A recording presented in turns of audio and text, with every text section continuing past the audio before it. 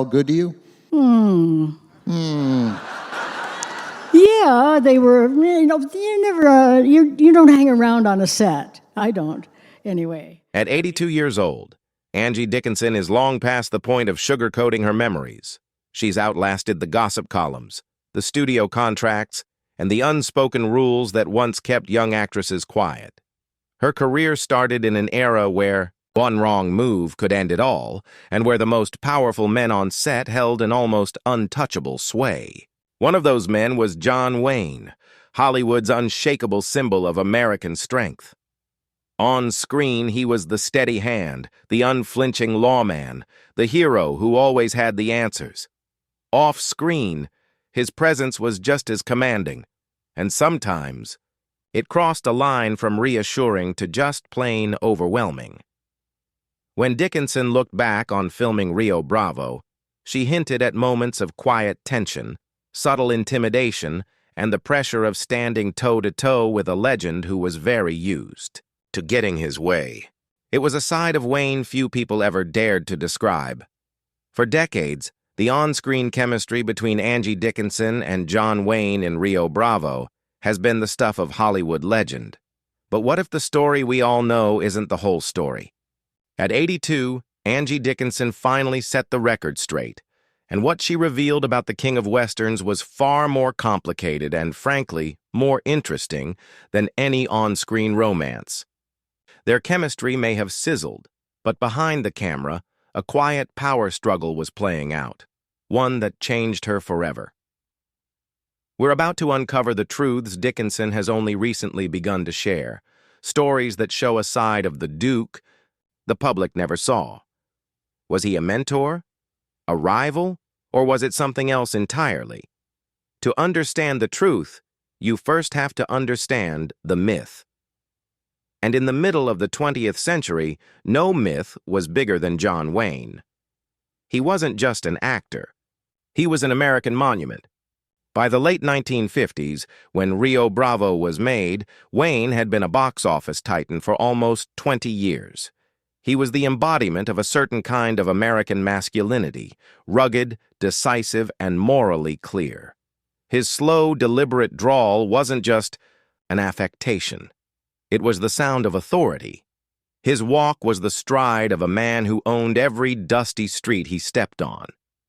The Western wasn't just a film genre. It was America's mythology, a grand stage where stories of justice and civilization were played out again and again. And on that stage, John Wayne was the undisputed king. He was the lawman standing alone against the darkness, the cowboy who tamed the wild frontier. To audiences, he was a comfort in a rapidly changing world. When you bought a ticket to a John Wayne picture, you knew you were getting a hero you could count on. This persona was no accident. It was meticulously crafted, film by film, by Wayne himself and by directors like John Ford and Howard Hawks. Hawks, in particular, wanted to make Rio Bravo as a direct response to another classic Western, 1952's High Noon. In that film, Gary Cooper's sheriff frantically begs for help from townsfolk who just turn their backs. Wayne thought the character was un-American, and Hawks hated the idea of a lawman showing that kind of desperation. Their vision for Rio Bravo was the exact opposite. A sheriff, John T. Chance, so resolute that he refuses help from anyone. He doesn't trust, choosing to make his stand with a drunk, an old man, and a kid. Into this world of rigid masculine codes walked the character of Feathers, and with her, the actress who would bring her to life, Angie Dickinson. It was a collision of a Hollywood titan and a rising star.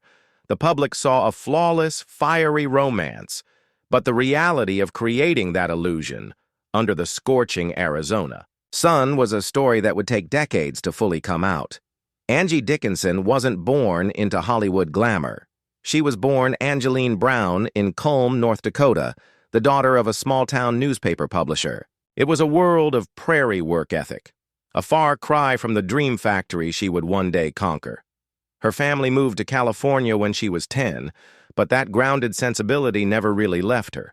She actually wanted to be a writer, not an actress, and graduated with a business degree in 1954 before working as a secretary. Her path to stardom started not on a stage, but in a beauty pageant. A second-place finish in a local preliminary for the Miss America contest was enough to get her noticed, which led to a spot as a showgirl on TV. From there, she started the grind of a contract player, appearing in dozens of shows, often westerns, like Gunsmoke and Cheyenne. She was learning the craft on the job, one small role at a time, building a reputation as a reliable performer. By 1958, she was a working actress, but she wasn't yet a star. The roles for women in the 1950s were often one-dimensional: the dutiful wife, the damsel in distress, or the sultry siren. Dickinson didn't fit neatly into any of those boxes. There was an intelligence in her eyes and a confidence about her that felt modern. She had a unique blend of upfront acting, all-American girl charm, sympathetic femininity, and good-natured sex appeal.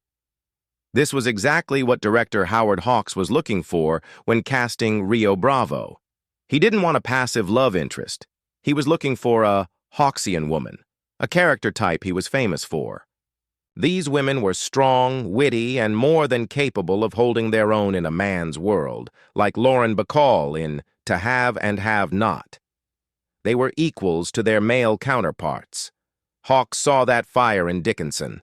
The spark needed to stand up to the monolithic presence of John Wayne. But getting the part was just the first hurdle. A role opposite Wayne was a life-changing opportunity, but it was also a huge risk. It meant stepping into the ring with a man who wasn't just a co-star. He was the center of his own universe. Her character, Feathers, was written to be sharp-tongued and independent. That meant Dickinson would have to be too, both as a character and as an actress, all under the watchful eye of a famously demanding director. For Angie Dickinson, walking onto the Rio Bravo set in the summer of 1958 was like entering another dimension. They filmed at old Tucson studios, under a relentless Arizona sun. Dickinson, then just 26, was still finding her footing in Hollywood. And at the center of it all was John Wayne. He was more than a movie star. He was an institution. His presence was gravitational. Crew members just instinctively made way for him. Conversations hushed when he walked by. From the very first table read, Dickinson felt the immense pressure of his reputation. Wayne was polite and professional, but his presence had a weight to it. On camera, he was John T. Chance, the protector audiences adored. Off camera, that same force could be overwhelming, especially for an actress still trying to prove she belonged. It wasn't just his size, though he towered over almost everyone. It was the absolute certainty he carried himself with, the aura of a man who'd never had a moment of self-doubt. He had a way of holding your gaze just a second too long, a silent test to see if you could meet his intensity. For Dickinson, this was a power dynamic on a whole other level. Wayne didn't need to raise his voice. His authority was just a fact of life on set. Adding to the pressure was the director, Howard Hawks. Hawks was a man of few words and immense precision. Dickinson recalled years later how he could stand silently, letting tension build as he waited for the exact delivery he wanted. He was known for running take after take, not because of mistakes, but to find the perfect subtle rhythm between his actors. The mix of Hawks's meticulous direction and Wayne's towering presence was a trial by fire. Dickinson later confessed. She was terrified of fumbling a line in front of Wayne. Each take felt like a test. This wasn't just about acting, it was about survival. The cast was a who's who of male stars, including Dean Martin and teen heartthrob Ricky Nelson. By all accounts, it was a man's movie, and Dickinson was the sole female lead. On screen, the chemistry was immediate. The first real scene between Sheriff John T. Chance and the gambler, Feathers, just crackles with wit. Chance thinks she's a card cheat and confronts her. But Feathers, far from being intimidated, pushes back with a cool defiance that instantly establishes her as his equal. Their relationship grows not through big romantic gestures, but through sharp, intelligent, and flirty verbal spars. Audiences were mesmerized. The dynamic felt fresh and electric. Here was a John Wayne character who seemed genuinely thrown off balance by a woman, and Feathers was no damsel. She was a self-assured woman who gave as good as she got. The age gap between them, Wayne was 51, Dickinson was 26, seemed to just melt away on screen, replaced by a connection that felt both real and romantic. For decades, that on-screen magic fueled rumors. The chemistry was so believable that many assumed it must have spilled over into real life. Hollywood gossip columns loved the idea of the rugged, older superstar and the stunning, breakout ingenue finding love under the Arizona sun. It was a great story, one the public wanted to believe. But that story? It was pure fiction. It was a projection of the on-screen fantasy onto the real-life professionals who made it. Dickinson, in later years, was always candid and consistent in shutting the rumors down. When asked directly if John Wayne ever put the moves on her, her answer was a simple and firm no. Their relationship, she clarified, wasn't about romance. It was something far more complex. The sizzle audiences saw was a masterful illusion, a testament to their skill as actors. The real story wasn't a secret affair. It was about professional dynamics and the quiet anxieties that defined her experience on her breakout film. While the public was imagining a romance, Angie Dickinson's main emotion on the set of Rio Bravo wasn't attraction. It was fear. And her biggest worry had nothing to do with a love scene. It was politics. In a 2019 interview, Dickinson laid it out plainly. My parents were Democrats, and I was a Democrat, and John Wayne was a Republican. That's putting it mildly. John Wayne wasn't just any Republican. He was a pillar of American conservatism and a staunch anti-communist. His politics were as much a part of his persona as his cowboy hat. Dickinson, raised in a liberal home, was acutely aware of this ideological divide. Her anxiety was more nuanced than just a potential argument. As she explained it, I had trepidation about getting too close to him and ending up discussing politics, and I was afraid that I would get to like him, and that would be a problem. That single statement reveals the incredible pressure she felt. She was worried that if she formed a real connection with Wayne, it would clash with her own deeply held beliefs. In the hyper-politicized climate of the Cold War, a political falling out with a star of Wayne's stature could have been a career killer. This underlying tension shaped how they interacted. While Wayne was professional, Dickinson kept a certain emotional distance as a form of self-protection. The warmth and intimacy we see on screen were pure performance, a stark contrast to the cautious, politically charged space they shared off camera. Then there was the sheer intimidation of Wayne's status. He moved through the world as if it revolved around him because, for decades, it had. He once gave her a piece of advice that was both a compliment and a blunt reminder of the Hollywood food chain. He told her she was good, but she had to remember who the frame was built for. He wasn't being malicious. It was just a statement of fact as he saw it. This meant that every scene became a quiet contest of wills. She learned that sharing a scene with Wayne meant constantly holding her ground to keep from being overshadowed. He had subtle ways of commanding a scene, holding a look a moment longer, shifting his weight to draw focus.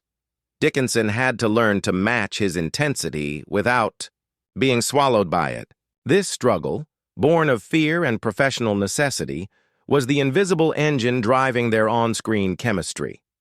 It wasn't romance. It was a high-wire act. For decades, when Angie Dickinson was asked to explain the secret behind her legendary chemistry with John Wayne, her answer was always the same, and refreshingly simple. The magic wasn't some mysterious spark. The secret was on the page. In interview after interview, she gives the credit to two names often overlooked in the story of Rio Bravo, the screenwriters Jules Furthman and Lee Brackett.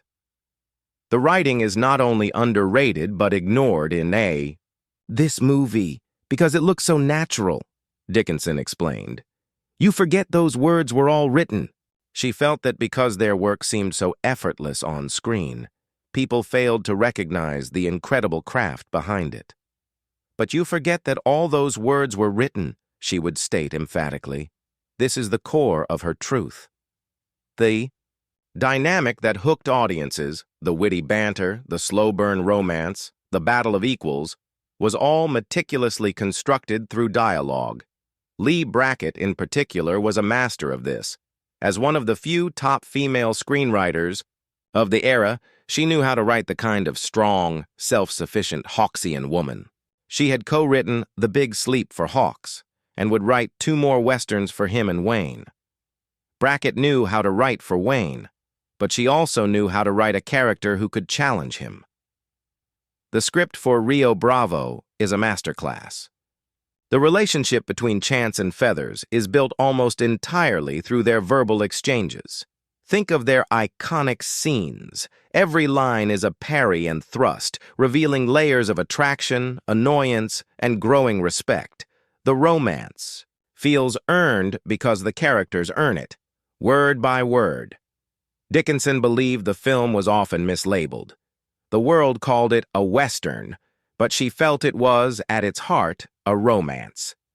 It's a story where you see the stoic, larger-than-life John Wayne character genuinely fall for a woman who challenges him. Dickinson argued this was a side of Wayne rarely seen. He's not defending the fort, so to speak. We see a warmth and a cuteness about him that we don't see in many of his other movies. She credits Wayne's performance for letting that vulnerability show, believing he was adorable in the role. But it all came back to the foundation laid by Firthman and Brackett. The script gave Wayne the permission and the material to be more than just the tough guy. The 24-year age difference between them never felt like an issue. Dickinson said it never even crossed her mind because the dialogue was so smart and the characters were so mature. The connection was built on an absolutely beautifully done dialogue exchange. That was the real secret. Not an off-screen affair, but the on-screen brilliance of a perfect script brought to life by 2 perfect actors. While a secret romance was pure fiction, their professional relationship was built on deep and lasting mutual respect. Though initially intimidated, Angie Dickinson found John Wayne to be a patient and supportive scene partner. He was an enormous star, and she felt it was a great honor just to be chosen to work with him. She recalled how he was so respectful of my freshness, understanding she was the newcomer among legends. Wayne, for his part, was incredibly impressed with Dickinson. His praise for her went far beyond the usual compliments. He knew her performance was essential to the film's success. In Michael Munn's book, John Wayne, The Man Behind the Myth, Wayne is quoted as saying, "We were damned lucky to have Angie Dickinson. She had beauty, sex appeal, and brains." He knew that combination was rare and that Dickinson embodied it perfectly. He even paid her what she considered the ultimate professional compliment, saying she was one of the best actresses I ever worked with.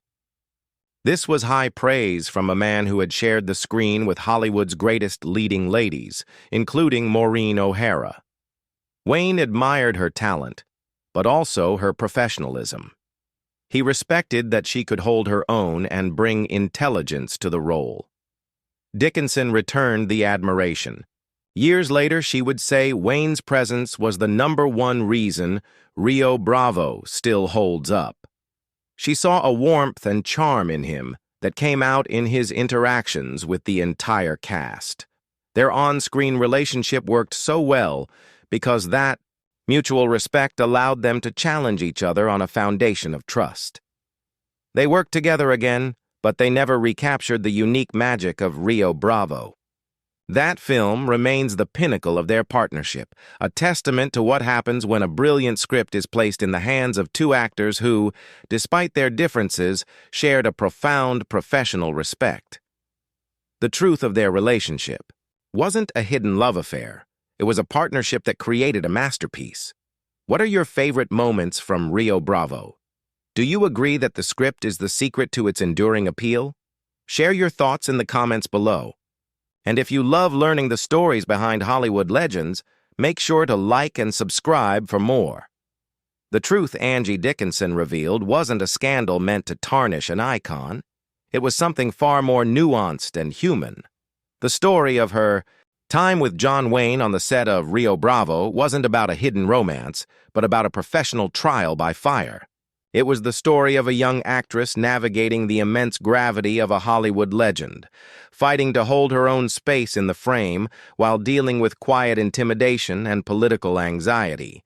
Her reflections give us a new appreciation for her performance. We now understand the confidence and wit we see on screen weren't just great acting.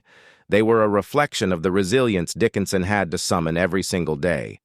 She proved she was Wayne's equal, not because he made room for her, but because she carved out that space for herself. Her story also reminds us that legendary chemistry isn't an accident. It's the result of brilliant writing, masterful direction, and two actors at the top of their game. The connection between John Wayne and Angie Dickinson in Rio Bravo endures, not because of some fictional affair, but because of a professional collaboration that created something truly timeless.